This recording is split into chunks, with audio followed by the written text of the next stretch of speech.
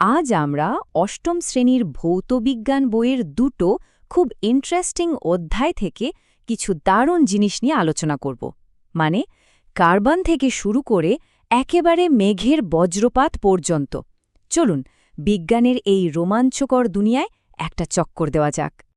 চলুন একটা মজার প্রশ্ন দিয়ে শুরু করি কেমন আচ্ছা বলুন তো আকাশে যে বজ্রপাত হয় আর শীতকালে উলের সোয়েটার খোলার সময় যে চট করে শক লাগে এই দুটোর মধ্যে মিলটা কোথায় দুটো ঘটনার পেছনে কিন্তু একই সায়েন্স কাজ করে আর সেটা হলো স্থির তড়িৎ বা স্ট্যাটিক ইলেকট্রিসিটি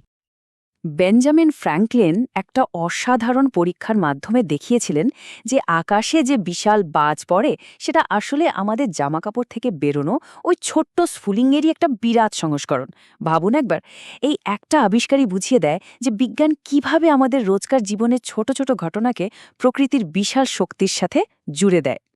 তো আজ আমরা কি জানব এক ঝলকে দেখে নিই প্রথমে আমরা কথা বলবো কার্বন নিয়ে তারপর দেখব কার্বন ডাইঅক্সাইড কিভাবে আমাদের জলবায়ুকে বদলে দিচ্ছে এরপর জানব বজ্রপাতের রহস্য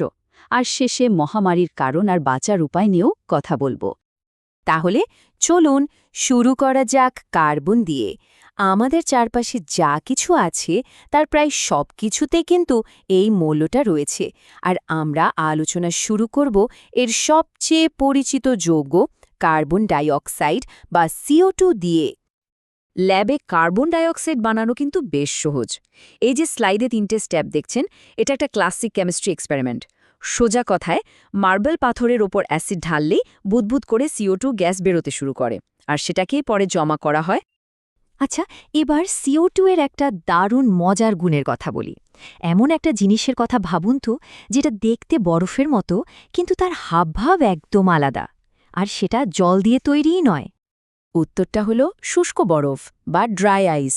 এটা আর কিছুই না জমাট বাঁধা কার্বন ডাই অক্সাইড এর আসল মজাটা হলো এটা সাধারণ বরফের মতো গলে জল হয় না বরং সোজা গ্যাস হয়ে উবে যায় বিজ্ঞানের ভাষায় এই ঘটনাকে বলে ঊর্ধ্বপাতন বা সাবলিমেশন জানেন কার্বন আবার পলিমার নামে লম্বা লম্বা শিকলও বানাতে পারে একদিকে আছে প্রাকৃতিক পলিমার যেমন গাছের সেলুলোজ যা সহজেই মাটিতে মিশে যায় আর অন্যদিকে আছে কৃত্রিম পলিমার যেমন প্লাস্টিক যা পরিবেশে হাজার হাজার বছর ধরে নষ্ট না হয়ে পড়ে থেকে দূষণ ছড়ায় এবার চলুন দেখি এই ছোট্ট CO2 অণুটা কিভাবে আমাদের গোটা পৃথিবীর জলবায়ুর ওপর এত বড় একটা প্রভাব ফেলে একটা অণুর এত ক্ষমতা ভাবতেই অবাক লাগে তাই না এর কারণ হল গ্রিনহাউস এফেক্ট ব্যাপারটা অনেকটা একটা কম্বলের মতো বায়ুমণ্ডলে থাকা কিছু গ্যাস যেমন কার্বন ডাইঅক্সাইড পৃথিবীর তাপকে বাইরে বেরিয়ে যেতে দেয় না আর তার ফলেই আমাদের গ্রহটা বসবাসের জন্য গরম থাকে ভাবতে পারেন এই গ্রিনহাউস এফেক্ট যদি না থাকত তাহলে কি হতো পৃথিবীর গড় তাপমাত্রা গিয়ে দাঁড়াতো -18 ডিগ্রি সেলসিয়াসে মানে আমাদের এই সুন্দর গ্রহটা একটা বরফের বল হয়ে যেত কিন্তু সমস্যাটা হচ্ছে অন্য জায়গায় আমরা গাড়ি চালিয়ে কারখানার চিমনি দিয়ে প্রয়োজনের থেকে অনেক বেশি গ্রিনহাউস গ্যাস বাতাসে ছেড়ে দিচ্ছি আর এর ফলেই প্রকৃতির যে স্বাভাবিক ভারসাম্য সেটা নষ্ট হয়ে যাচ্ছে আর এর ফল কি হচ্ছে সেটাই হলো গ্লোবাল ওয়ার্মিং বা বিশ্ব উষ্ণায়ন এর জন্যেই মেরু অঞ্চলের বরফ হু হু করে গলে যাচ্ছে সমুদ্রের জলস্তর বাড়ছে আর আবহাওয়ার খামখেয়ালিপনা তো আমরা দেখতেই পাচ্ছি এটা কিন্তু আমাদের পুরো গ্রহের জন্য একটা বিরাট সংকট বেশ বায়ুমণ্ডলের কেমিস্ট্রি তো হলো এবার চলুন বায়ুমণ্ডলের ফিজিক্সের দিকে যাই মানে আর একটা শক্তিশালী প্রাকৃতিক ঘটনা বজ্রপাত মেঘের মধ্যে কি করে যে এত বিদ্যুৎ তৈরি হয় এই অঞ্চম শক্তি থেকে বড় বড় বিল্ডিংকে বাঁচানোর জন্য একটা সহজ কিন্তু খুব কাজের জিনিস ব্যবহার করা হয় আর সেটা হলো বজ্র নিরোধক বা লাইটনিং কন্ডাক্টর এটা বাজটাকে সোজা মাটিতে পাঠিয়ে দেয় ফলে বিল্ডিংটা বেঁচে যায়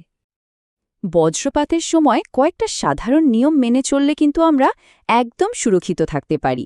যেমন ঘরের ভেতরে থাকা ইলেকট্রিকের জিনিস বন্ধ রাখা আর একদমই লম্বা গাছের তলায় দাঁড়ানো চলবে না এই ছোট ছোট সতর্কতাগুলোই আমাদের জীবন রক্ষা করতে পারে আচ্ছা, ভৌতবিজ্ঞান থেকে এবার একটু অন্যদিকে যাওয়া যাক। এমন একটা বিষয় যা আমাদের সবার স্বাস্থ্যের সাথে জড়িয়ে আছে, মহামারী। মানে সংক্রামক রোগ কিভাবে ছড়ায়। যখন কোনো একটা রোগ একটা বড় এলাকার অনেক মানুষের মধ্যে খুব তাড়াতাড়ি ছড়িয়ে পড়ে, তখন তাকেই আমরা মহামারী বা এপিডেমিক বলি। এই টেবিলে দেখুন কয়েকটা পরিচিত রোগের কথা বলা আছে, যেমন কলেরা হয় একরকম ব্যাকটেরিয়ার জন্য আর ডেঙ্গু ছড়ায় মশার মাধ্যমে। কোন রোগের কী কারণ আর লক্ষণ সেটা জানা থাকলে কিন্তু রোগ আটকানো অনেক সহজ হয়ে যায়। রোগ কী করে ছড়ায় সেটা জানাটা খুব জরুরি। যেমন ধরুন ডেঙ্গু, এটা ছড়ায় এই এডিস মশার কামড় থেকে, তাই মশা তাড়াতে পারলেই ডেঙ্গু থেকে বাঁচা সম্ভব। স্কুলে কয়েকটা সহজ নিয়ম মেনে চললেই কিন্তু রোগের ছড়িয়ে পড়া আটকানো যায়। যেমন ক্লাসরুমে হাওয়া বাতাস চলাচল করা, পরিষ্কার জল আর সাবানের ব্যবস্থা রাখা, আর নিয়মিত হাত ধোয়া। এই ছোট অভ্যাসগুলোই আমাদের সবাইকে সুস্থ রাখতে পারে। তাহলে দেখুন, একদম ছোট্ট কার্বন পরমাণু থেকে শুরু করে বিরাট জলবায়ু পরিবর্তন বা বিদ্যুতের একটা ঝলকানি থেকে মহামারী, বিজ্ঞান আমাদের সবকিছুকে একটা সূত্রে বেঁধে দেয় আর এই জগৎটাকে বুঝতে সাহায্য করে। তো আজ আমরা বিজ্ঞানের বিশাল জগতের মাত্র কয়েকটা দিক নিয়ে আলোচনা করলাম। এখন ভাবার বিষয় হলো, বিজ্ঞান সম্পর্কে আমাদের এই জ্ঞানকে কাজে লাগিয়ে আমরা আমাদের ভবিষ্যৎকে আরও সুন্দর আর সুরক্ষিত কিভাবে করতে পারি।